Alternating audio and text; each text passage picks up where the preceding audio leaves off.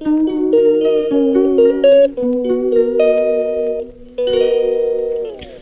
है YouTube family, good morning, welcome back to another vlog. Smith sir vlog में आपका स्वागत है।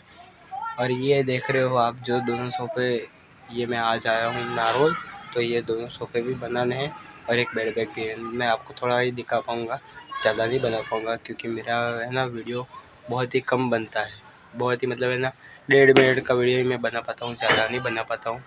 मेरे थोड़ी सी दिक्कत है इसलिए। तो चलिए वीडियो को स्टार्ट करते हैं। आज हमने क्या किया आज हमने सोफे बनाए ना। कौन से बनाए? वो वाले तो बताए तो कौन पड़ता ना, वो तो दिख गए, वो पब्लिक देख रही है तो वो दिख जाएगी। आज हमने ये सब सोफे है ना, कपड़े वपड़े सब लगाया है क्योंकि ये कलर मेरे को हम पसंद नहीं आता। इतने जनों ने ये बनाया है, इतने जनों ने। तो अभी है ना हम घर के लिए निकल रहे हैं।